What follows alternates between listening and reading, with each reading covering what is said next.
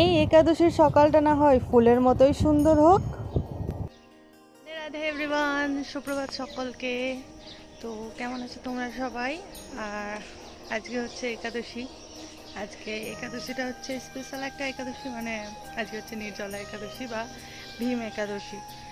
তো দেখা যাক কতটা কি পারি, আর এই ব্লগে সবটা শেয়ার করবো তোমাদের সঙ্গে। তো গাইজ আমি এখানে কিন্তু স্নান করে চলে এসেছিলাম, আর স্নান করে তিলক টিলক করে একদম রেডি। শুধু একা আমার রেডি হলে হবে নাকি, আমার গপু হচ্ছেকে ভুলে গেলে তা কি চলবে? তো ওই জন্য আমি কিন্তু ঠাকুর ঘর থেকে গপুকে নিয়ে চলে এসেছি ওকে ড্রেস পরানোর জন্য। তো ড্রেস পরিয়ে এখানে সুন্দর করে আমি ওকে মালা টালা ওর যা যা গয়না রয়েছে সব কিছু পরিয়ে সুন্দর করে সাজিয়ে দিচ্ছিলাম, যে আজকে ওরও তো রেডি হতে হবে খুব সুন্দর করে। তো দেখো ও কিন্তু ড্রেস পরে নিয়েছে, আর এদিকে কিন্তু সুন্দর করে মালাও পরে নিয়েছে, ড্রেসের ম্যাচিং সুন্দর করে রেডি হয়ে যাচ্ছিল। আর এখন আমি গপুকে পরিয়ে দিব মাথার মুকুট, যেটাকে পাগড়িও বলে। তো দেখো গপুর সাজ কিন্তু কমপ্লিট। আর বাঁশি ছাড়া কি গপু কোথাও যাবে বলো? তো ওই জন্য ওর কাছে ওর বাঁশিটাকেও দিয়ে দিলাম, ওর সব থেকে প্রিয় বাঁশি।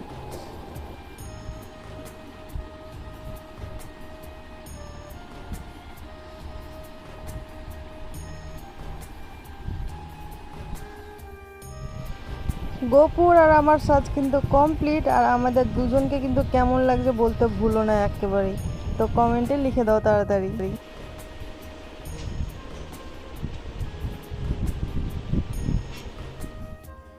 তো গোপুকে তো আমি ওদিকে রেডি করে দিলাম, আর রেডি করে দেওয়ার পর কি করব বুঝতে না পেরে ভাবলাম যে চলো মালাটাই করে নি তাহলে। তো ওই জন্য কিন্তু আমি বসে পড়েছিলাম মালা নিয়ে মালা করতে। তো এখন হয়ে গেছে সন্ধ্যা, তো মা বললো যে একটু সন্ধ্যাটা দিয়ে দে। তো এখন আমি সন্ধ্যা দিতে যাবো। আর কালী ফুলের গাছে হচ্ছে করে দিয়েছে, তো বাইরের গাছ যেহেতু তো সবাই তুলে নিয়ে চলে যাচ্ছে, ওই জন্য মা বললো তুলে নিয়ে এসে সন্ধ্যাটা দিয়ে।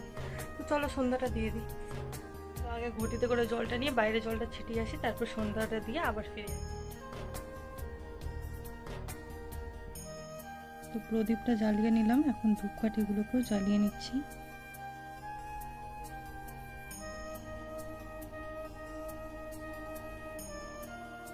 তো গাইস দেখতে পাচ্ছ, এই যে প্রদীপটা নিয়ে আমি এখন বাইরে সন্ধ্যাটা দিয়ে, সন্ধ্যা দেখানো হয়ে গেছে। এখন আমি আরও কিছুক্ষণ মালা। গোপুকে কিন্তু রাতের ভোগ মা লাগিয়ে দিয়েছিল, আর আমি এখানে গোপুকে ঘুম দেওয়ার আগে ওর হাত পাগুলোকে ভালো করে চেপে দিচ্ছিলাম, যেটা আমি রোজই রাতে করি, প্রায়ই করি। তো আমি না করলে পুরো ঠাম্মা মা কেউ না কেউ করেই দেয় ঘুমানোর আগে। আর এই যে আমি ওখানে গোপুর কিন্তু মাথাটাকেও চেপে দিচ্ছিলাম, যে কী জানি কি হয় না হয় কখন। তো আমি এখানে কিন্তু সুন্দর করে গোপুকে ওর বিছানায় দিয়ে একটু মানে হাত দিয়ে যেভাবে বাচ্চাকে মানে ঘুম পাড়িয়ে দেয় ঠিক সেইভাবে আমি কিন্তু গোপুকে ঘুম পাড়িয়ে দিচ্ছিলাম, দেখতে পাচ্ছ।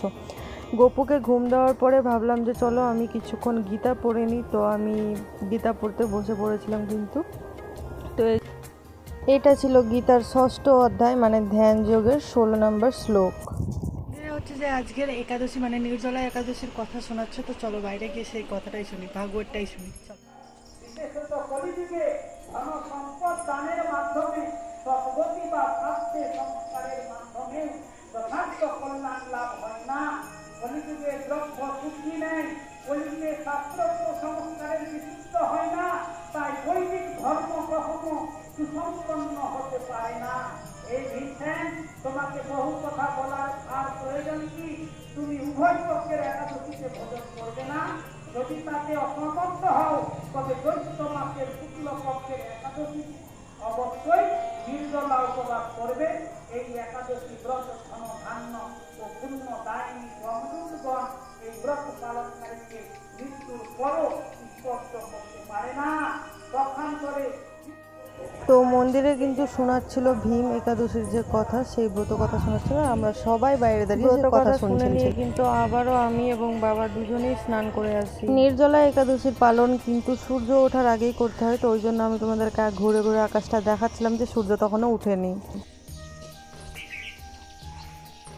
বললো যাতে আমি সকালে পুজোর আরতির যেটা ব্যবস্থা করতে হবে সেটা যাতে আমি করে দিই, তো ওই জন্য আমি কিন্তু বসে পড়েছি। আর গোপুসোনাকে এখনও উঠানো হয়নি, যার কারণে আমি এখন গোপুসোনাকে উঠাতে চলে আসলাম।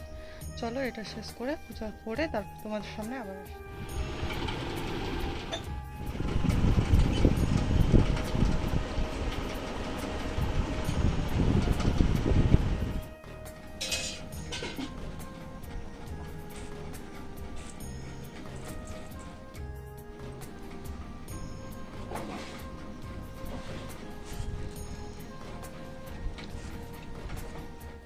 থেকে লাস্ট স্টেপ, যেমন আমরা নিয়ম অনুসারে ব্রতটাকে চালু করি, তখন আমাদের নিয়ম অনুসারে আবার শেষ হয়। কখনোই ভাবতে পারিনি যে এটা আমি সত্যি কমপ্লিট করতে পারবো। তো আমি আগের দিন রাত্রে ভেবেছিলাম যে এটা আমি করব, মানে নির্জলা একাদশীটা আমি করব। তো আমি কিন্তু সকালে বাড়িতেও বলিনি, কাউকে বলিনি, আমার মাকেও বলিনি, কাউকে বলিনি। তো মা যখন জিজ্ঞেস করে যে প্রসাদের জন্য কী বানাবো, আমি শুধু বলছি হ্যাঁ বানাবে, একটু পরে বানাবে, একটু পরে বানাবে। শেষে মা বলছে কী রে তুই কি করবি নাকি এই একাদশীটা? তো আমি বললাম যে হ্যাঁ আমি নির্জলা একাদশী করব। তো মা তেমন কিছু বললো না, বাবাও করেছিল। তো আমি মানে ভাবছিলাম যে আমি পারবো কি না। তো সত্যি যখন পেরে গেলাম তো ফাইনালি অনেক ভালো লাগছে যে আমি ফার্স্ট টাইম ট্রাই করলাম। আর ভিডিও শ্যুটের প্রথমেই বলেছিলাম যে দেখা যাক কতটা কি পারি, মানে আমি তখন ভিডিও শ্যুট করছি আর ভাবছি যে আমি যে এই শ্যুটটা করছি তো আমি কি ভিডিওটা কমপ্লিট করে দিতে পারবো আদেও, নাকি আমি পারবো না এই একাদশীটা করতে। তো আমি তখনও কনফিউশন ছিলাম, বাট এখন যখন আমি ভিডিওটা দিতে পারবো তো আমার অনেকটাই ভালো লাগবে যে ফাইনালি আমি কমপ্লিট করতে পেরেছি। তো অনেক ভালো লাগছে এখন।